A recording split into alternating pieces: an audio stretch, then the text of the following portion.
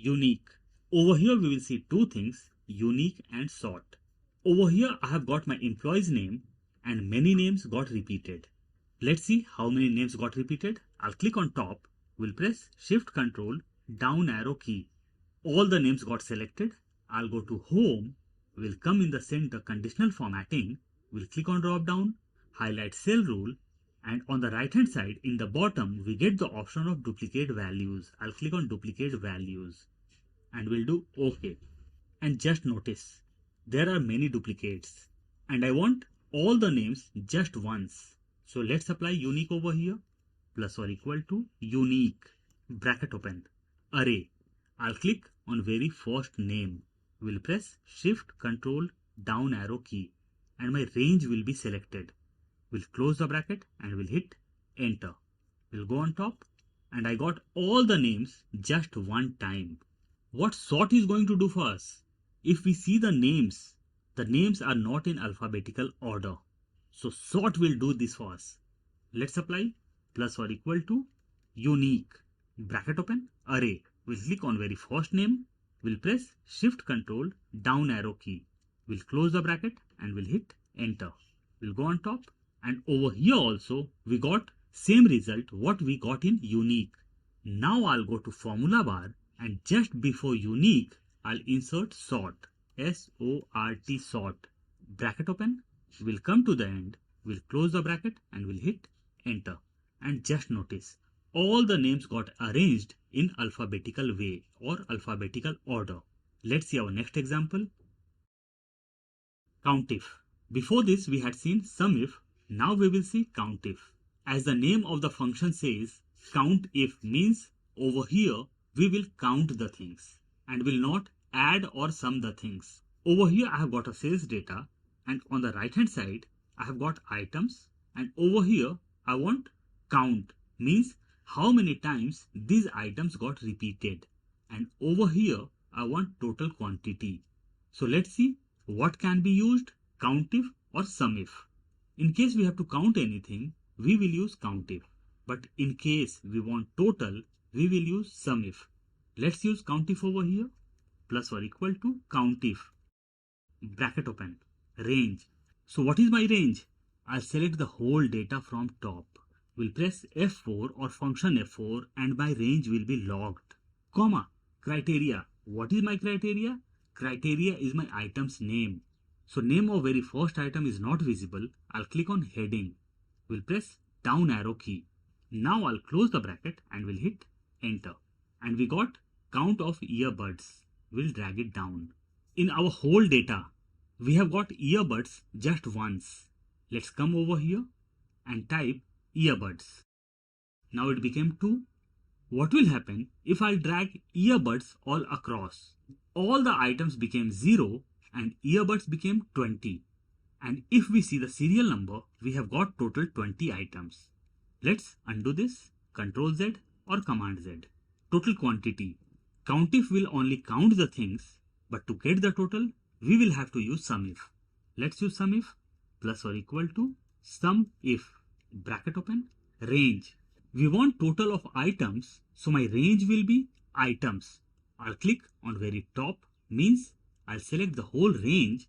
We'll press F4 or function F4 and my range will be logged. Comma, criteria. What is my criteria? My criteria over here is items name. So I'll click on items name, comma, sum range. What I want? I want total quantity or I want total amount. So over here I want total quantity. So I'll click on top of total quantity sold.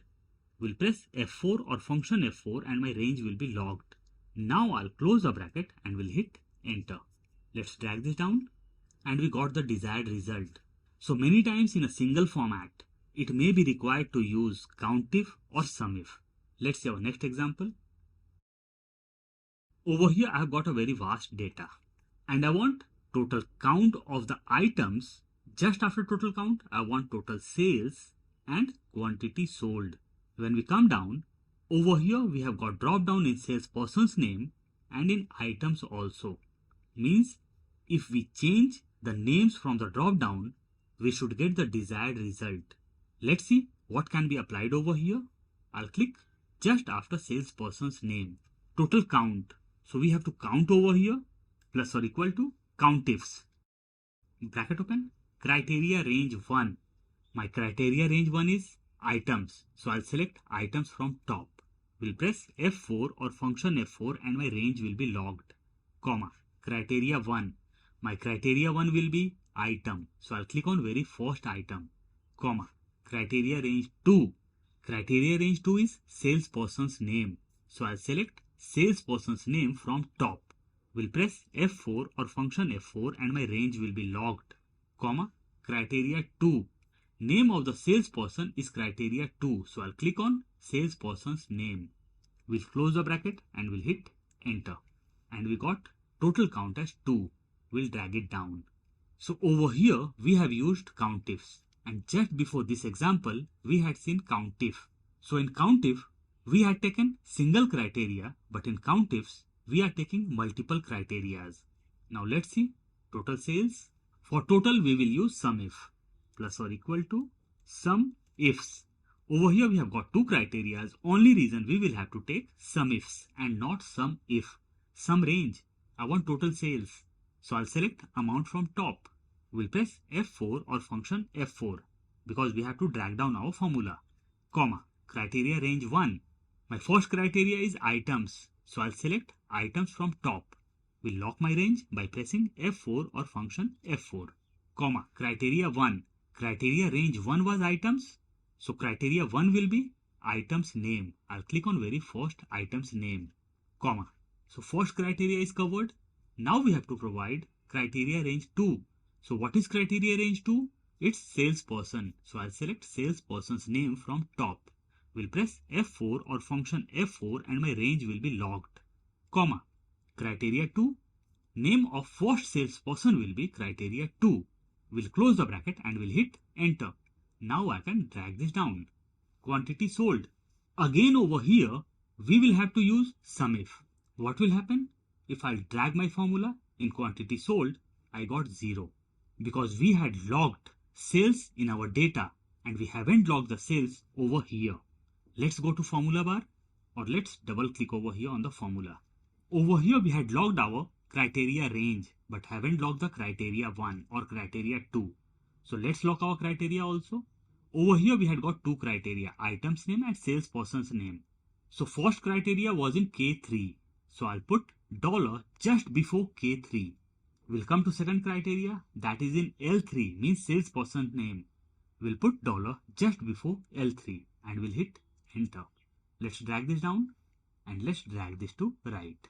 Perfect. And this formula became dynamic. Now let's apply our formula over here. Plus or equal to Countifs. Bracket open. Criteria range 1. Over here our criteria is salesperson. So I'll select salesperson from top. As I'm not going to drag my formula, so I'll not lock my range. Comma. Criteria 1. So criteria 1 is salesperson's name. I'll click over here. Comma. Criteria range 2. Criteria range 2 is items. So I'll select items from top. Comma. Criteria 2. Criteria 2 is items name. And items name is not visible. So I'll click on heading and through down arrow key, I'll come down. We'll close the bracket and we'll hit enter. And I got 2. What will happen if I change the name from here, Alexander? The count got changed. What will happen if I change the item's name, earphone? Again 1, tablet, 2, earbuds, 0, and mobile, again 0. So this became dynamic. Quantity sold and total sales. So over here, we will have to use SUMIFs in both the places. Let's see our next example. Average ifs. As we had used Countif and SUMIF, in the same way, average if will be used. Plus or equal to average if. Bracket open. Range. I want average of items, so I'll select items from top. We'll press F4 or function F4 and my range will be logged. Comma. Criteria. My criteria over here is items name. So I'll click on items name. Comma. Average range. I want average of what? So I want average of quantity. So I'll select quantity from top. We'll press F4 or function F4 and my range will be logged. We'll close the bracket and we'll hit enter. And I got average quantity of TV. Let's drag this down and I got average of all the items. Over here I want average sales.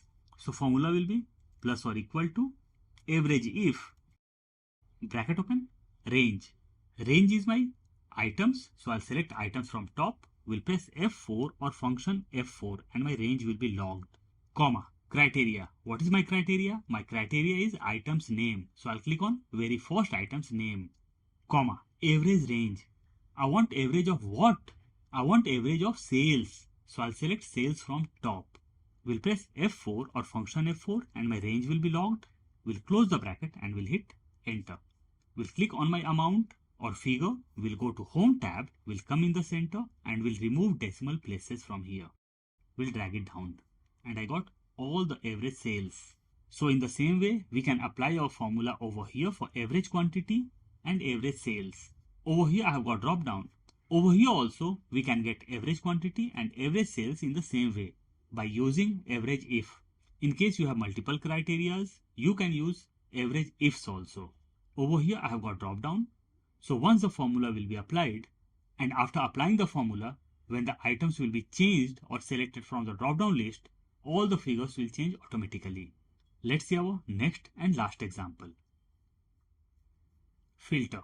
Over here I have got items name on top and my items name will be managed through drop downs. Whatever item I select from the list, I want the data of that specific item to be visible over here and nothing else. And to do this, I'm not going to use VLOOKUP or XLOOKUP. I'm going to use filter over here. Let's use filter. I want the whole data including invoice number. So I'll click just under heading of invoice number and will apply my function or formula of filter, plus or equal to filter, bracket open, array. Array means data. I'll not include serial number. I'll select from invoice number. I'll select from top. Over here, I'm not going to drag the formula. So I'll not lock my range. In case you want to lock your range, you can. But locking the range is of no use over here. Comma, include. What to include? I want to include items. So I'll select items from top. Now we have to put is equal to and we'll click on items name. We'll close the bracket and we'll hit enter. We'll align this in center and I got all my data properly. In case you are using filter and your date format gets changed, you can select your date range, can press Ctrl 1, can go to date and change the date format. I'll cancel this. One thing to notice over here, our active formula is in the very first cell. When we see in formula bar, it's in black. But when I move to next cells, my formula is visible, but it's not active. If I'll delete formulas from the center, my formula is not going to be deleted. So I'll have to delete the very first formula or function, delete, and all the things will be deleted. Now, in case you don't want to include invoice number and you want to apply filter from salesperson, it can be done very easily. Let's see, formula or function will be same, plus or equal to filter, bracket open, array. This time I want my data from salesperson, so my array will be from salesperson and not from invoice number. I'll select the whole data, comma, include. What to include? I have to include items. So I'll select items from top, is equal to, I'll click on specific item's name. We'll close the bracket and we'll hit enter. And this time I got data without invoice number. So these were the few examples of advanced Excel functions or formulas. I'll provide the link of practice file in description box. In case you want to download, you can.